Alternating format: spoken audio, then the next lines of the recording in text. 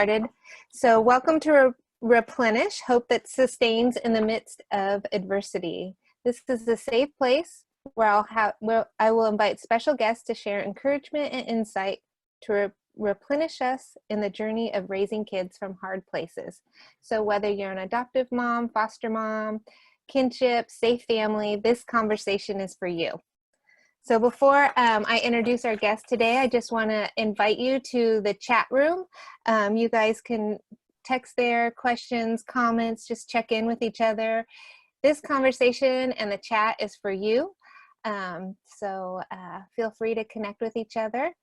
And today I've invited Deborah Gray to join us for a conversation about healing childhood griefs.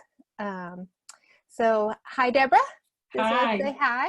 And before we get started, I would like to read your bio so that everybody can hear why you're so amazing. So Deborah Gray has her master's in public administration. She is a licensed social worker specializing in children's attachment, grief, and trauma issues. Her passion is helping families to develop close, satisfying relationships. She received a Lifetime Achievement Award from the International Attach Organization. She has authored several books, including Promoting Healthy Attachments, Attaching in Adoption, Attaching Through Love, Hugs, and Play. Love that book. I'm reading it right now. Nurturing Adoptions, Games and Activities for Attaching with Your Child. She's a child and family therapist with her practice Nurturing Attachments, which I put the website in the chat if you guys want to copy that for later. She's a core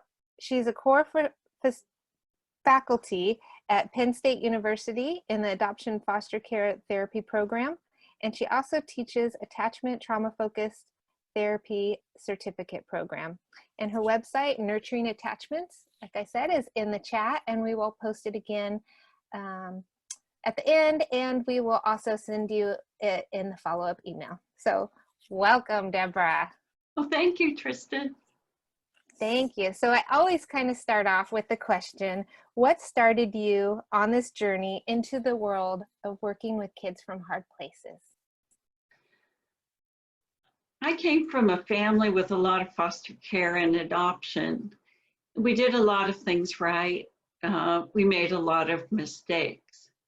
But from the time I was a very young child, I was really interested in development.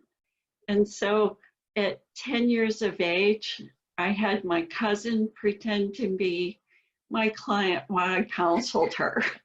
So I feel that this has probably been just a calling on my life from a young age. Oh my gosh, that's a great story. That's awesome. I played restaurant and you played therapist. So today we're going to be talking about grief and loss with our kiddos. So I guess let's just kind of start off like how, well, we know with all our kiddos coming from a hard place, there is grief and loss that all of our kids have suffered. So how do we tell when our children are grieving? Like what kind of things do we look for? Well, sometimes there are just expected situations that will bring up grief and loss. And it is harder to tell for kids because with an adult, we tend to move into grief and then we stay in a grief stage for a while. If we have reminders, we'll grieve again. But it's easier to tell. But with kids, often we get surprised by grief. There will be a situation that we don't know what just happened. It could be Kid of the Week. It could be let's get ready for Mother's Day. Or it could be, a special event where we're all getting ready for a baby shower. And our kids will start to misbehave for us. Or they don't want to go. Or maybe they'll be saying kids aren't nice to me on the playground. And we start giving them stock advice. Well, everybody has to deal with this so-and-so. And they don't want to tell us necessarily what's wrong right away. And so there are a couple aspects of this. One is we keep an eye out for normal ages and stages of grief. That is things around their birthday. Often they'll think of their birth parent and think, is my birth parent thinking of me? Pregnant women will be a trigger for them. When people are saying, oh, so-and-so looks just like his mother, especially if that is another child in your family. Those are known triggers. Anniversaries of times the child entered your home. If you've adopted from a particular country, and people begin asking questions about the country and the conditions around adoption, that will trigger grief. Sometimes it's just a sudden awareness at the age of 6 or 7 that kids look around their classroom, they don't see anyone of the same ethnicity. Or you post Kid of the Week is a school project. Every child comes in and talks about their origin, and they're the only one without a baby picture. It can be, later in childhood when children are talking, oh, I know these things about my life. I know what time of the day I was born. I know the hospital I was born in. I know how tall I'm going to be. Both of my parents are this height, or I can expect to be good in this particular area, and the child doesn't have any idea. Or for girls, gee, I wonder what my movement towards puberty is going to be like. And so there are just, times where they look for that information and that's not there. There are also times where they're looking for a particular person. And that's yet a different kind of grief. They've mentioned that they feel like they have an emptiness inside, or they find they're missing their birth parent, and yet maybe they're afraid of their birth parent. Or they're missing parts of their identity or that kind. And, for many of our kids, they have shadow figures in their life. And those are parents they've left behind. And they're wondering, are those shadow figures, are they affirming? Or are they rejecting? Did I do something? Should I be ashamed of myself? And we are trying to help them with those shadow figures so that the shadow figures are affirming and give them a sense of confidence. Many times when kids move into grief, they can't indicate to us, I'm feeling this, I'm thinking this, can you help me? Right. When children have lost their parent early in childhood also, or maybe they've been placed, then they've gone back to biologic parents, they've been placed again, maybe they've gone to kinship, then they've been placed again. They believe that they're going to be alone when they feel grief. And unlike adults, like if an adult goes into grief, unless it's a traumatic grief or there are other ungrieved grief situations, an adult can usually get through the grief process with minimal support. I mean, support's great, but if they don't have it, they can kind of make it through. Right. That's not the way it is with kids. Kids get overwhelmed with grief. And unless they have a known, trusted person who can start and finish them through the grief process, they'll start into grief and back out, start into grief and get overwhelmed and back out, start into grief and back out. And so they are afraid of their own grief. One little boy said to me, I have something I'm afraid to tell you, so my mother will whisper it in your ear. And she whispered, he's afraid of his feelings. And if some of his feelings come up in here, he's afraid he won't be able to stand it. And you know, when I say that, you can get tears in your eyes for these little people because they can't move forward in time and really think through there's going to be some really wonderful person there for them.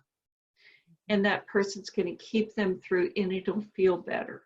So we have to get there ahead of time, helping our kids and say, let's practice first. I want you to get a really sad feeling for a minute over something. And don't make it something big like when you saw your birth parent the last time. Make it little, you know, when you lost your favorite stuffed animal, or, you know, a kind of a more minor loss. Maybe a reptile died prematurely. I'm not trying to be funny, but you know, many of us have sad stories of reptiles, but there wasn't a prolonged grief process. Right, or fish. Fish, yes. There's this. We had a fish funeral one time, and then lo and behold, 2 days later, there's another fish at the top of the tank. And I was like, I just can't do another funeral here. So I went out to a window and I just kind of sailed it over into the backyard, and it went a little too fast or too far, and went over our back fence and landed against the neighbor's garage roof. It was outlined there. Oh no.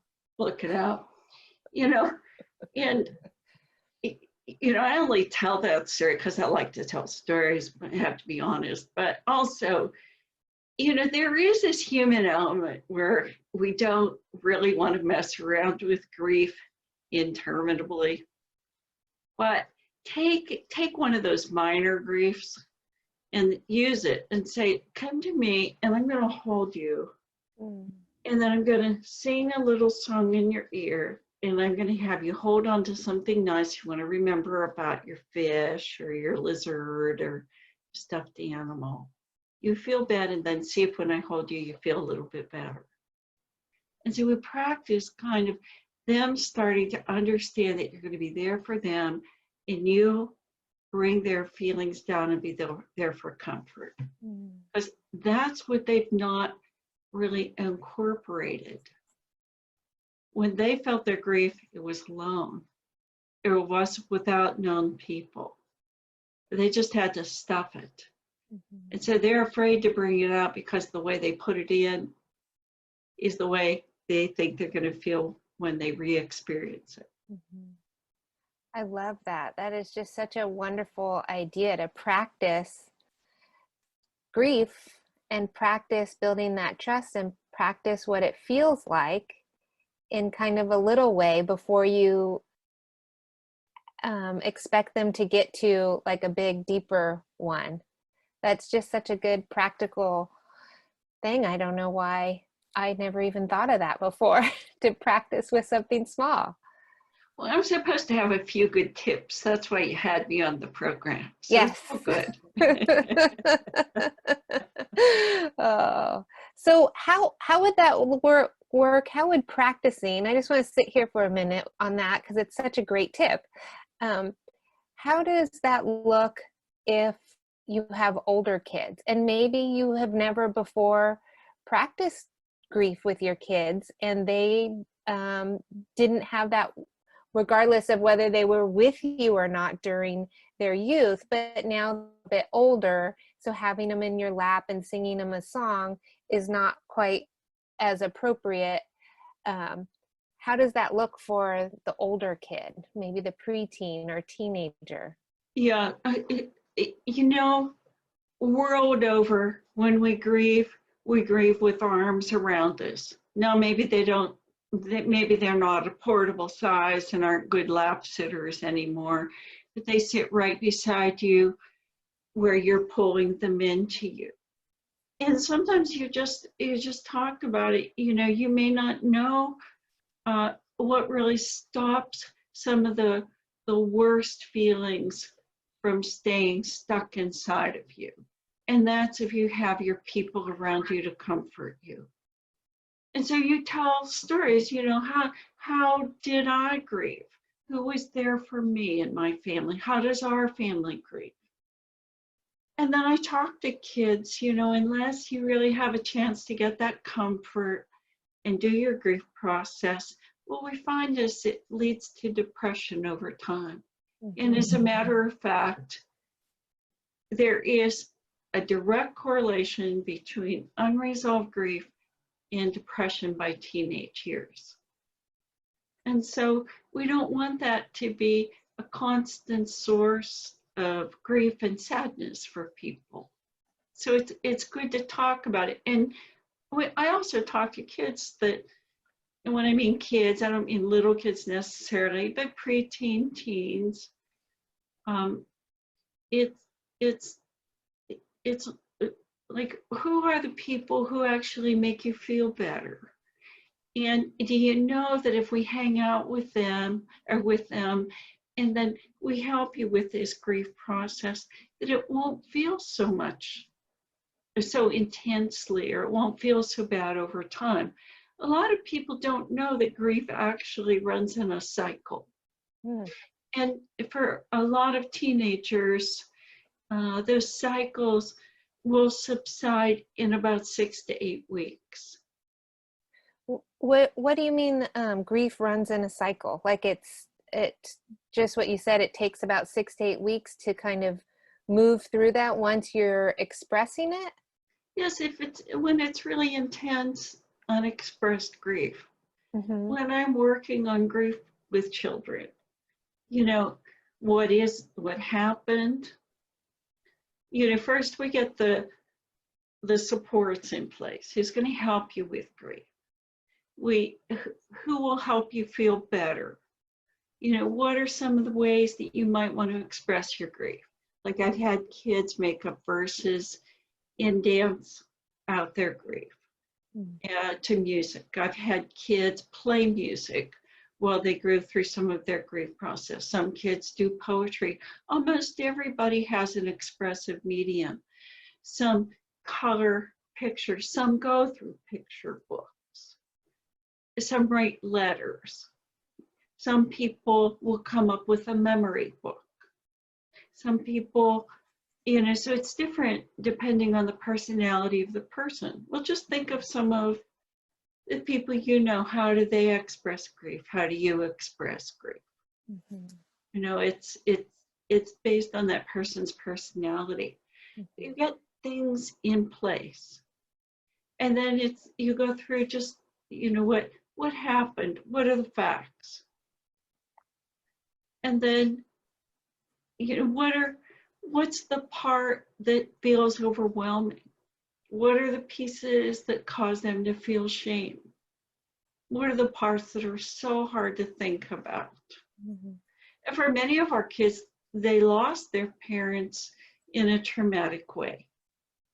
And when I mean a traumatic way, if police come to the door and somebody gets arrested and there's been screaming the night before, and a meth bust happened when the police came to the door, and then CPS comes and says, would you like to go with me, and puts you in the backseat of the car, and you don't see your parents anymore.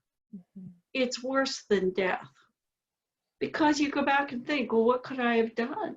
Or I'm really mad at them, but I really love them, and I'm afraid through my anger, which gives me a desire for distance, that I'm going to wish them away, and then that wish will come true, and I'll wish them close. Do you understand kind of the dilemma? Well, who do we have trouble with grieving? Is it the people we have it all figured out with? Right. Or the folks that were like, well, what in the world was that? Yeah. And those ambivalent feelings, which, you know, if we look at attachment and children adopted from our child welfare system, about 80% have what's called disorganized attachment style. And that's a style where we feel more upset sometimes than comforted by our parent.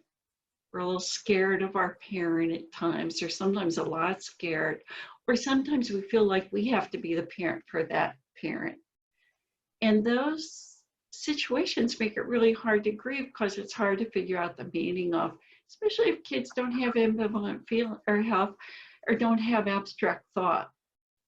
They have a big feeling, but they don't know how to put it into words or even how to phrase questions.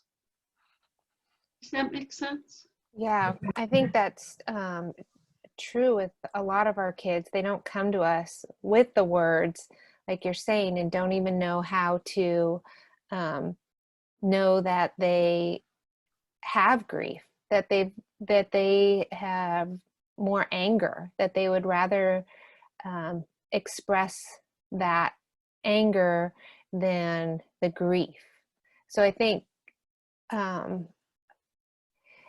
it's just interesting when you say that, and I wonder how we can help our kids that maybe they don't even know that they need to grieve, and when they're triggered, it still kind of feels unclear because we don't see that sadness or the depression side, but we see the anger and the pushback and the distancing. So I'm thinking, underneath that, we know anger is kind of that secondary thing, is that grief. But how do you, if your attachment is not totally secure there with them and they don't feel safe, like how do you move forward in that space so that you can help them move forward, which you also don't want to force them to grieve, if they're not ready, but just to kind of move out of the anger and distancing and understand that there's hurt behind that. And that, like you said, if you're able to express that, you can start to move beyond that into some healing. Right. And if you know that what's common is that kids who haven't had someone to comfort them, to grieve with, maltreated kids usually express the anger. Mm-hmm. That's common. And so when they're saying I'm mad, let me make a list. Let's write out all the things you're mad about, or let's have pictures of all the things you're mad about. What are you disappointed about? And they can make a list of that. And then you can say, and you were worth more. You were worth better. Absolutely. And I'm so sad with you that you didn't get that. And first you fill them up through empathy. Because until you have empathy towards themselves, they can't really let off the anger gas. Mm-hmm. Okay? It's like you were worth more. Did so-and-so make you feel for some reason that you weren't worth better treatment? I am so sad about that because you were. And I'm sad that they weren't able to do a better job or recognize that. I was working with a woman one time and her son, and he had described that he had been abused in his children's home. He had been brought there at about 4 with his little sister. And he had been hit and kicked and, really not treated well while he lived with his mom. And I said something about that. And his mom said something about, oh, you must miss her a lot. And he turned to me, he said, I don't miss her. She haunts me. But that wasn't the first thing we surfaced. The first thing we surfaced was his anger, and put some empathy in, and then connected with him with that empathy. Then we were able to get into, his grief and his maltreatment. And that complicated his grief process because every time he felt sad about her, at the same time he remembered the maltreatment. Mm-hmm.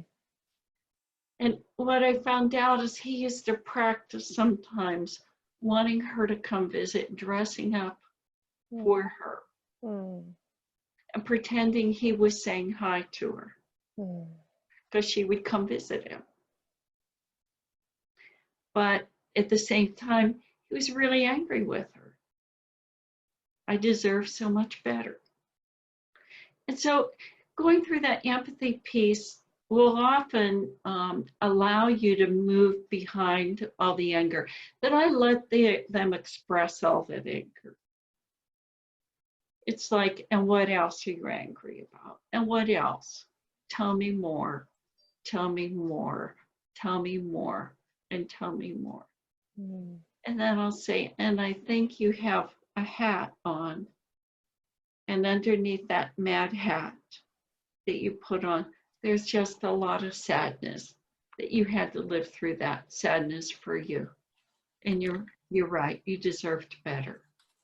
Mm-hmm. Yeah. She did not treat you well. And it's hard to miss somebody that you're also angry about, isn't it? Or wonder, like she has some answers for you, but it's hard to reach out, or however you express that. You have to get a dialogue going. Sometimes I'll have a piece of paper and I'll say, these are all the feelings you have, towards, and it could just be one event, or it could be your life now, or the first year of life you came to live with us, whatever you feel like tackling, or towards your adoption experience, your birth mom, your birth dad, and let's have a cover for each of the feelings that you have.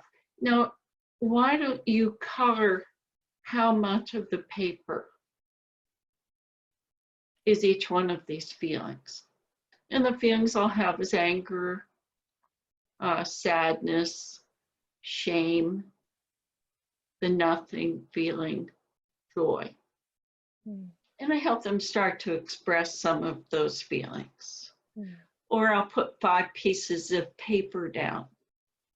And one of the papers, number 5, has an angel on it. And the 4th piece of paper has a kid who's good most of the time. And 3 is like the medium good, the medium kid. Some of the time they're good, some of the time they're bad, Kids think in terms of good or bad. I don't try to mix it up too much for them. Some people are like, well, there's no bad kid. Well, keep it simple for the younger kids. But these are kids who are in trouble a fair amount. Good heart, but good trouble. Number 2, that's a kid. Man, we're doing a lot of behavior shaping. There's a lot of if then, when then, going on in that household. And then there's number 1, and that's a kid who just is having such a tough time with feelings and behavior. And I'll have them go stand on the paper that they think they are. And a lot of times they'll stand on a 2 or a 3 or staff halfway between 2 or 3. And then I'll have the parent guess where they think that child is. And then I'll say, when you were thinking of having a family, what did you think it would be like?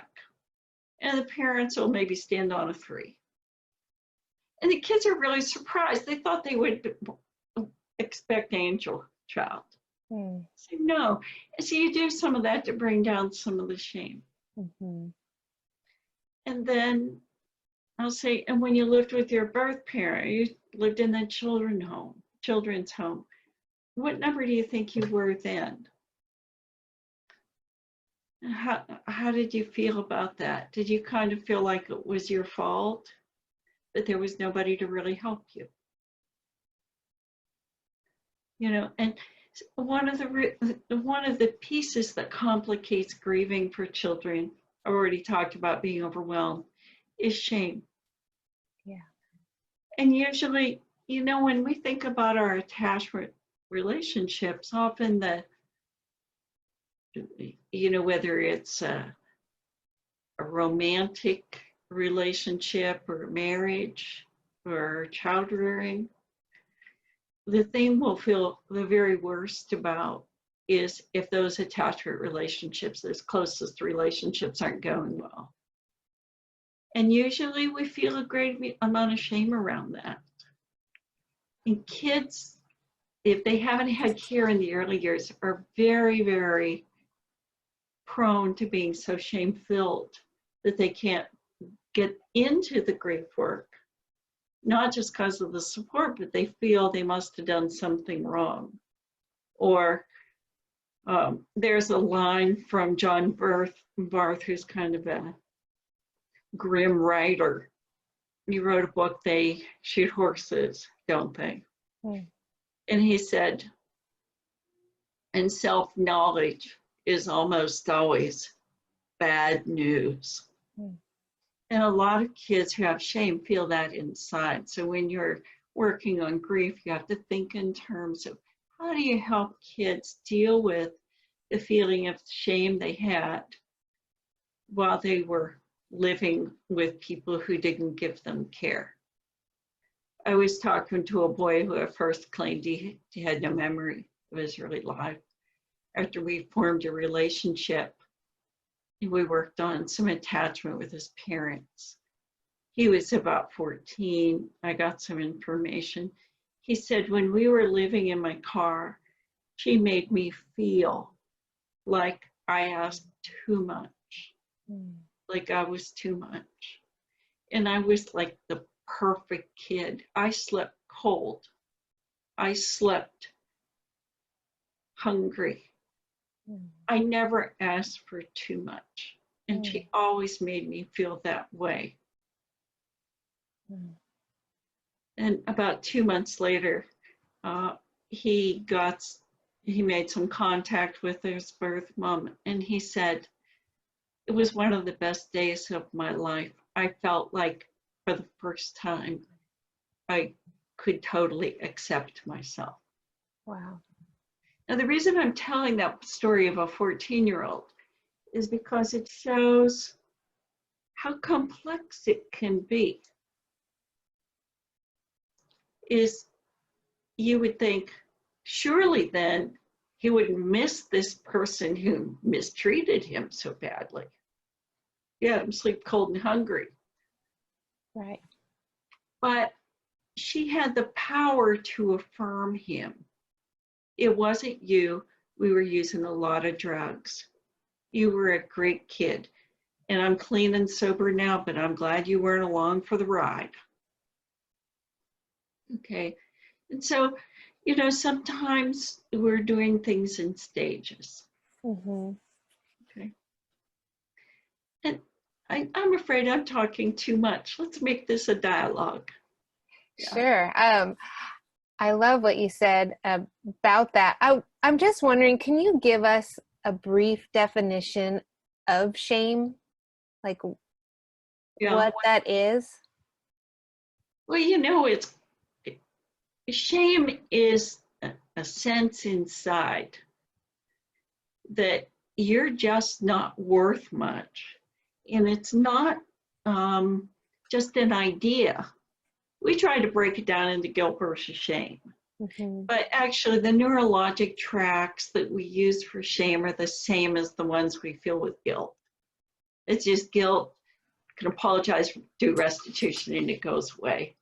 Shame is this kind of sense of, I am not an okay or worthwhile person. And sometimes our kids are giving us a hard time because we're exposing that sense of shame. And it's like, no, I don't want to talk about grief. I feel it, but I talked to one kid and he said what a lot of kids have said, which is, I don't want my parents to maybe get the same ideas about me.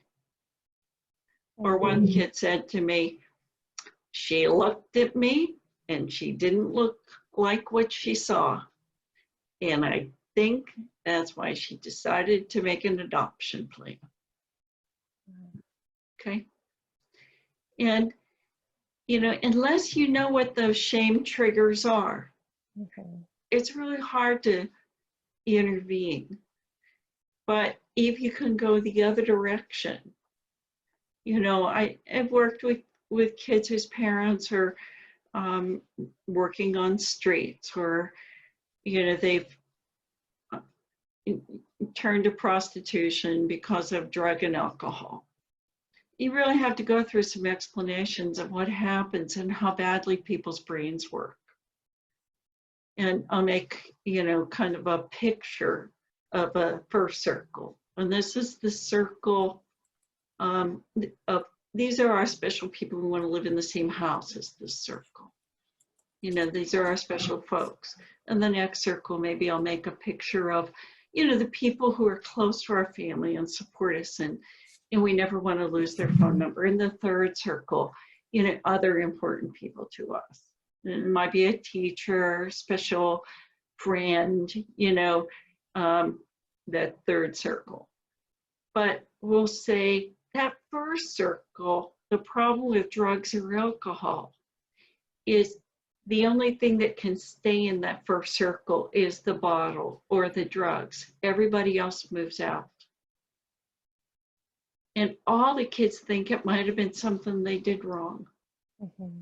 But it's just the world over. Drugs and alcohol could be home brew.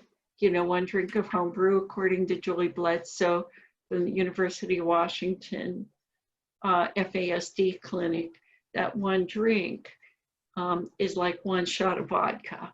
Mm-hmm. And so, you know, that, or the glue that many of the people use, you know, it really has a bad effect. But I do a lot of work with kids whose parents, I've been through many epidemics now where the parents have been affected. You know, when I first started my career, it was a lot of heroin.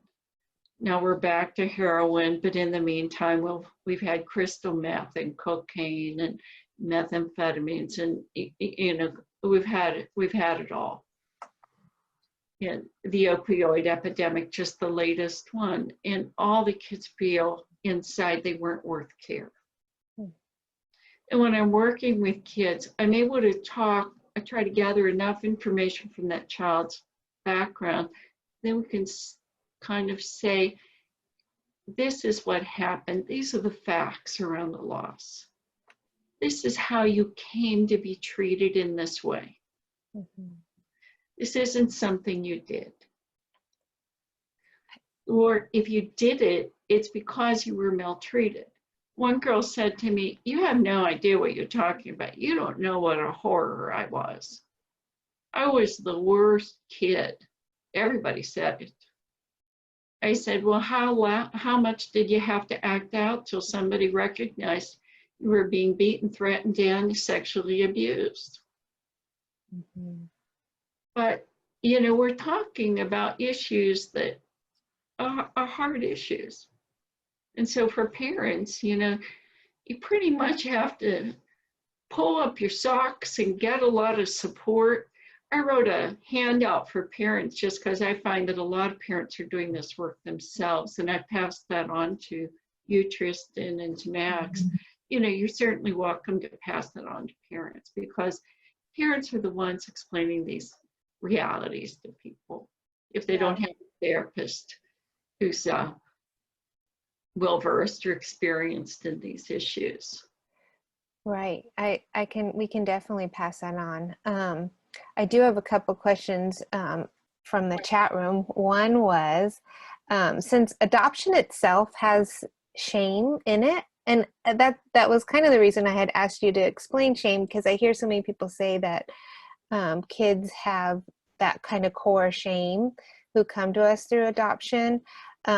And their question was, how do you move to bring healing to the concept that makes us family? So I'm not totally understanding the question, but I think it is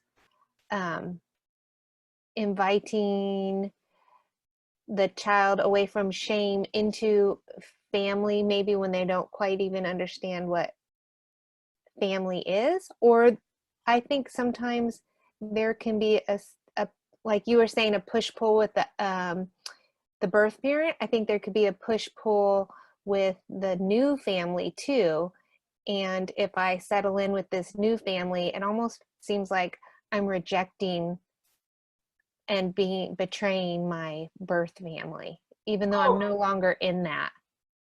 yeah, it's such a good point. And so I talk to kids really openly, and I say, because I have experience, Mm-hmm. I say, I've talked to 250, 300 birth parents. You can quote me, Deborah, maybe some of you are birth parents who have made adoption plans. I don't know. It's kind of common that I find that, several, a certain number of adoptive parents are. But anyway, back to the issue. But I say a lot of kids feel like maybe their birth parents would like them to keep a little bit of space away from the adoptive families, like they're kind of taking their place. And also, I know all these birth parents, and they don't want that. They feel like their child should get just as much love and care as any other child. Adults think differently than children. Your birth mom wouldn't want you to have second best. She'd be happy for you to remember her, but not for you not to get as much love and care and closeness and fun as everybody else. Mm. Okay. And I actually posed that, and about half of adoptive kids do think they should keep some space, which is why I bring it out into the open. Right. Yeah. But as far as the shame of it, and I find there's a real difference between particular kids. Some kids feel shame because of maltreatment, shame what they went through. Some kids don't feel shame at all about adoption. One girl got a bunch of facts, was in my office, and she said, the way I'm looking at this, I'm just not seeing much of a downside. Okay. And there were some, Nancy Verrier wrote a book called Primal Wound. But, and that experience has been picked up by a lot of people.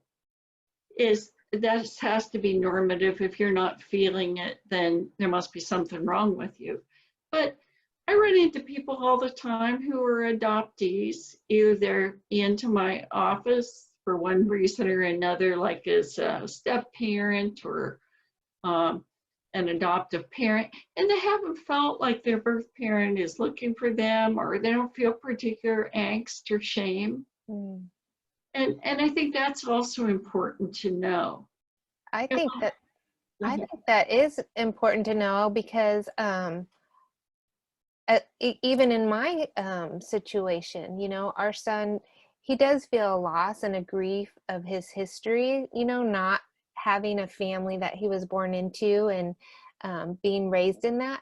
But at the same time, he doesn't really feel that sadness every day in our lives. And like what you were saying, so I wonder sometimes, like, well, is he hiding it? Is he just not want to be in touch with it? So I think I just really appreciate hearing you say that is not necessarily the norm, and not everybody is going to feel that primal wound. Like, I know that book you're talking about, and that's really a heavy book. So it's kind of nice to think that, you were come across so many different people, and that isn't necessarily everybody's experience who's been adopted.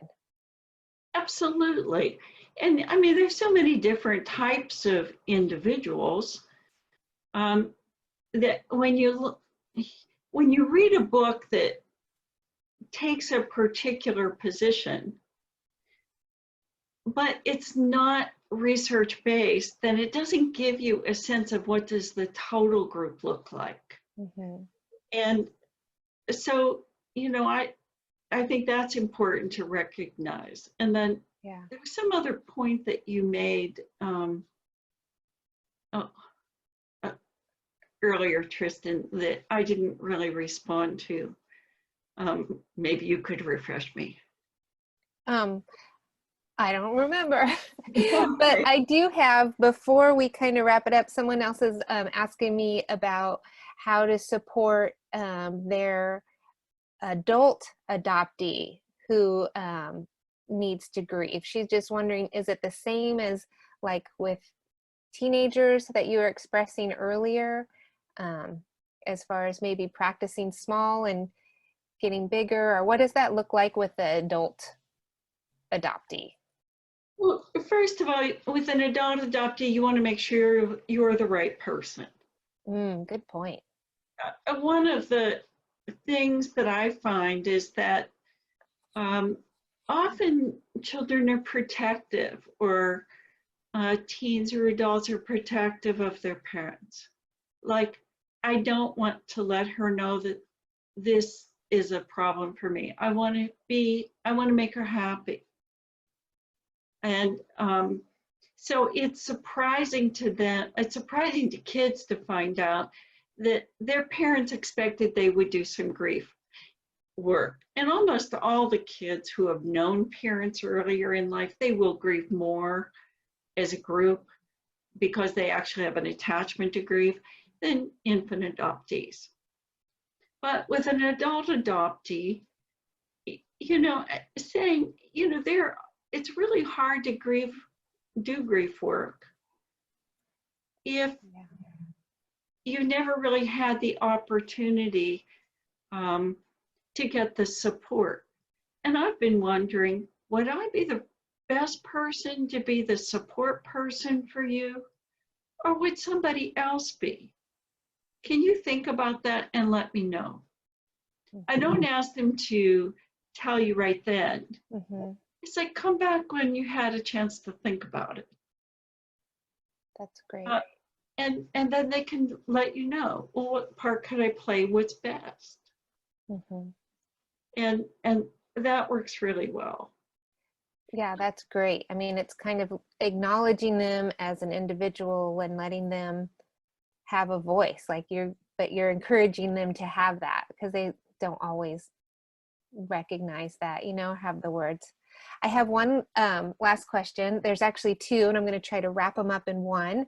So with Mother's Day coming up, a lot of our kids are going to have remembering and thoughts of their birth family, their first family, whatever term people like to use.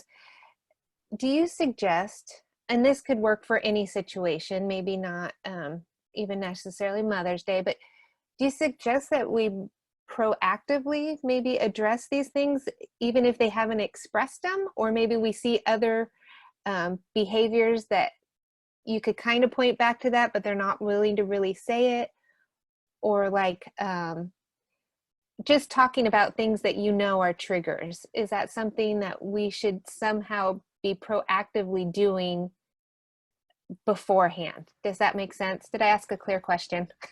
Oh, I can talk to you a little bit about this.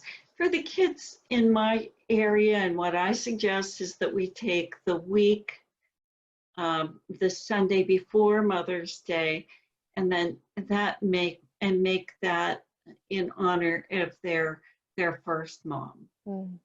And you can go around the table, light a candle, turn on a candle if you've got a little pyromaniac running around. Just kidding.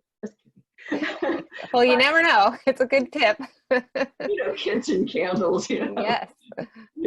No, I'm not suggesting you have to do something to endanger yourself, but but you go around the table and everybody says one thing they're grateful for, or one thing special they'd like to commemorate. And depending on your situation, you can do certain things. Like one kid's mom was mentally ill and on the streets. And so every year they would make a donation to one of the street ministries, that would take care of them. Another little girl would make a donation to the Kindering Center that did specialized services to at-risk moms and infants. And so you can make a contribution.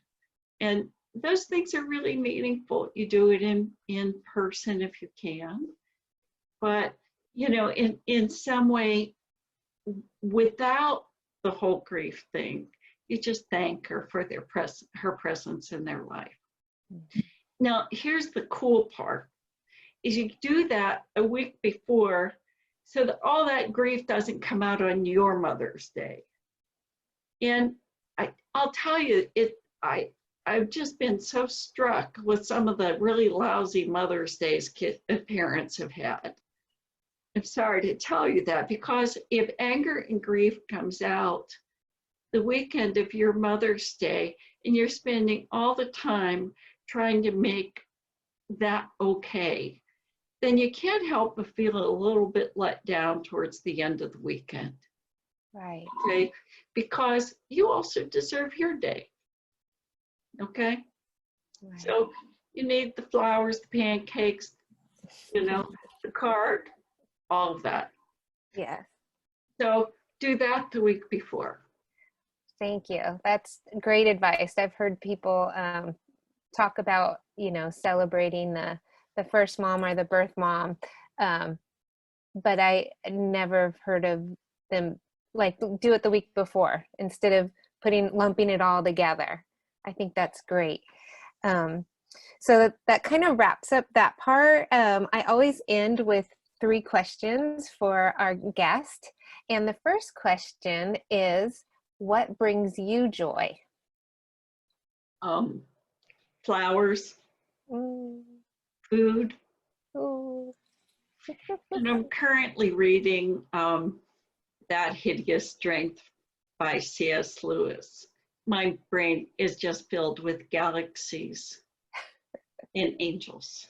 Oh, I love C.S. Lewis. I'm just rereading it, but it's fresh. Yeah. Wonderful. Great. Okay, my next question is, if you could say one thing to your younger self when you started all of this journey, what would it be? That God likes me. Oh. Yeah. I love that. I write down things. I'm probably looking down a lot, but it's because I take a bunch of notes.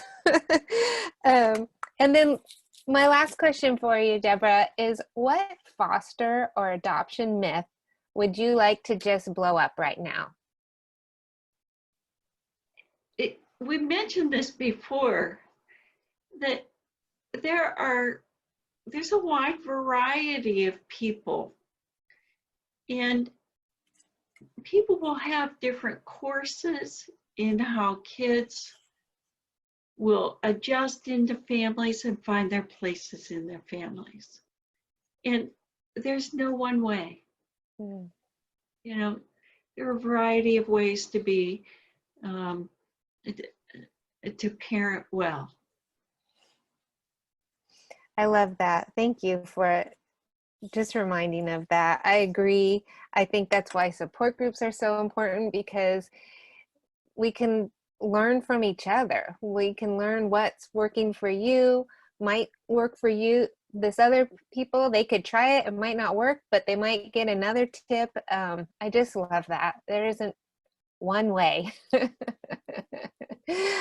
All right. So my friends, I just have a few announcements before we wrap up. Again, Deborah's website, if you'd like to go to it, is nurturingattachments.com.